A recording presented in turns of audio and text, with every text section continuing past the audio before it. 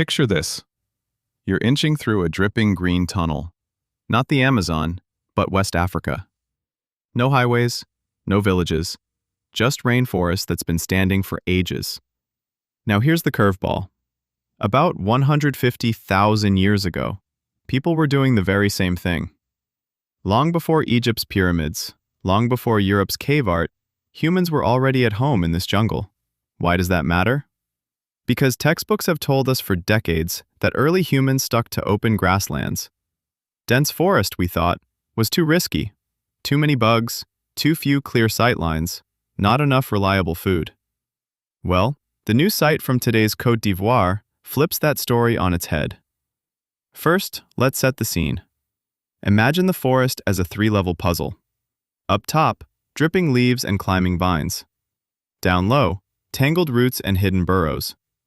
In the narrow band between, windows of opportunity. Fruit here, a yam patch there, a small antelope passing through.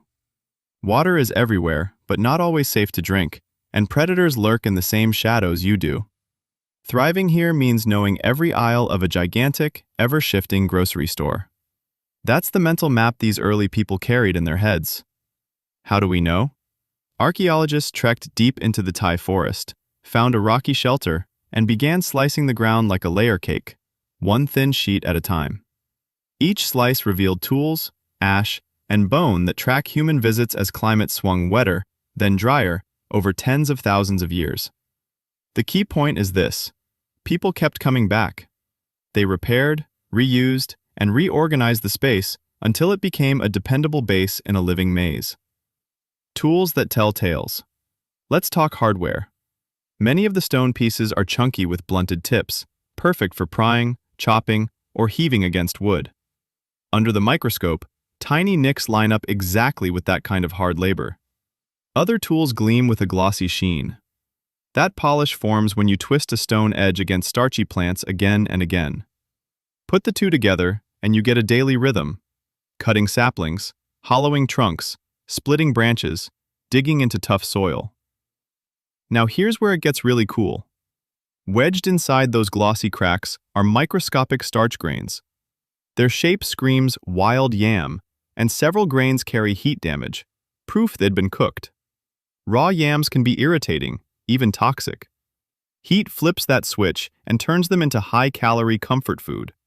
Think of it as turning a locked savings account into ready cash. A modest meat menu. Animal bones add the next layer. Small antelopes, forest pigs, even a few charred bits of snail shell, all show cut marks and burns that match butchery and open-fire roasting. No mammoth-style jackpots here. Just a steady trickle of everyday protein gathered close to camp and shared out among the group. Local sourcing, flexible living. Crucially, everything needed was right at their doorstep. The quartzite for the tools sits in nearby riverbeds. Archaeologists could refit broken flakes back to the same parent stones. Proof the knapping, sharpening, and discarding all happened on site. In other words, these folks weren't hauling fancy toolkits across Africa. They were MacGyvering with whatever the forest and the river coughed up that day. Weathering the weather. Minerals in the shelter's dirt tell us the climate kept wobbling.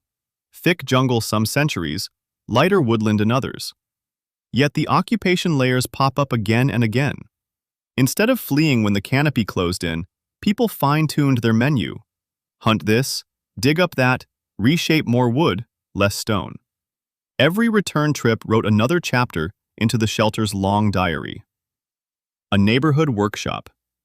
Think of the place less as a campsite and more as a neighborhood workshop.